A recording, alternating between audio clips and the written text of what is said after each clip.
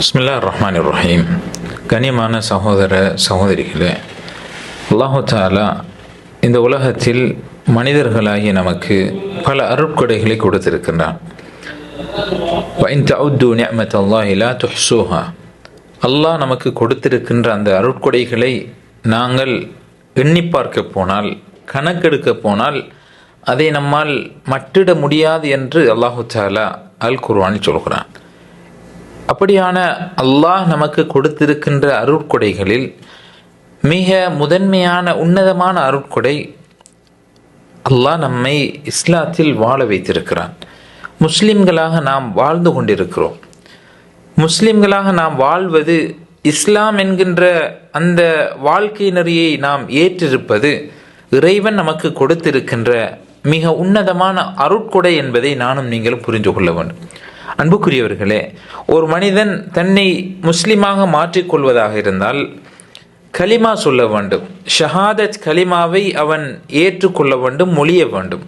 லா இலாஹ இல்லல்லாஹ் முஹம்மதுன் ரசூலுல்லாஹ், இந்த வார்த்தையை உள்ளத்தால் ஏற்று அதை நாவினால் மொழிகிற போதுதான் அவன் தன்னை ஒரு முஸ்லிமாக அடையாளப்படுத்திக் கொள்ள முடியும். அன்புக்குரியவர்களே, இந்த வார்த்தையினுடைய அர்த்தத்தை புரிந்து கொள்கிற போது ஒரு முஸ்லிமான மனிதனுடைய வாழ்வு ஒளிமயமாக மாறும் என்பதை நானும் நீங்களும் ஏற்றுக்கொள்ள வேண்டும். லா இலாஹ இல்லல்லாஹ் என்கின்ற இந்த வார்த்தையை பொறுத்தவரையில் அல்லாஹுவை தவிர வணங்குவதற்கு தகுதியானவன் இந்த உலகத்தில் வேறு கடவுள் கிடையாது.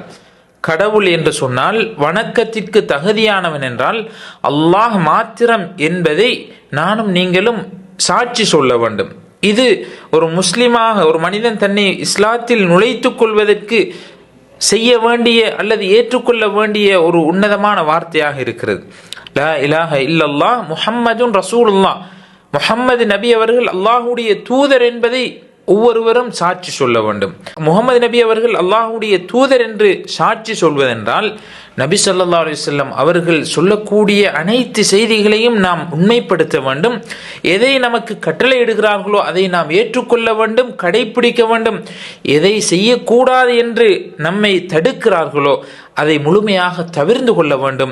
அல்லாஹுவை எப்படி வணங்க வேண்டும் என்று நமக்கு வழிகாட்டுகிறார்களோ அந்த அடிப்படையில் அல்லாஹுவை வணங்க வேண்டும். இதுதான் முஹம்மது ஸல்லல்லாஹு அலைஹி வஸல்லம் அவர்களை அல்லாஹுடைய தூதராக ஏற்றுக்கொள்வதனுடைய வெளிப்பாடாக இருக்கிறது. எனவே அன்புக்குரியவர்களே, கலிமா சொல்லியிருக்கின்ற நானும் நீங்களும் இந்த இரண்டு வார்த்தைகளையும் ஏற்றுக்கொள்கிறோம் என்றால் அதன் மூலமாக நம்முடைய வாழ்வில் சில படிப்பினைகள் அல்லது நம்முடைய வாழ்வில் சில மாற்றங்கள், சில தாக்கங்கள் ஏற்பட வேண்டும்.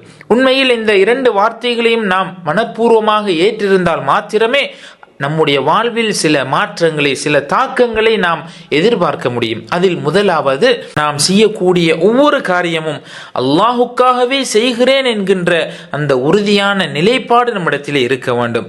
ஒரு மனிதன் அல்லாஹுவை வணங்குவதற்கு தகுதியான இறைவனாக வணங்குவதற்கு அவன் மாத்திரமே தகுதியானவன் என்று சாட்சி சொல்லி இருக்கிறான் என்றால் அவனுடைய உடம்பிலிருந்து, அவனுடைய நாவிலிருந்து வருகின்ற ஒவ்வொரு வார்த்தைகளும் ஒவ்வொரு செயற்பாடுகளும் அல்லாஹுக்காகவே செய்கிறேன் என்கின்ற தூய்மையான எண்ணத்தோடு வர வேண்டும். அதே போன்று கண்ணியமானவர்களே, ஒரு மனிதனுடைய வாழ்வு ஒளிமயமானதாக, நிம்மதியாக, சந்தோஷமாக அமைய வேண்டும் என்றால் நிச்சயமாக இந்த இரண்டு கலிமாக்களையும் அவன் ஏற்றுக்கொள்ள வேண்டும்.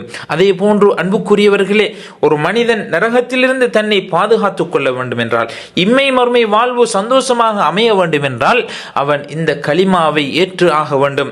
மன் கான ஆகிரு கலாமிஹி லா இலாஹ இல்லல்லாஹ் தஹலல் ஜன்னா. யாருடைய வார்த்தை,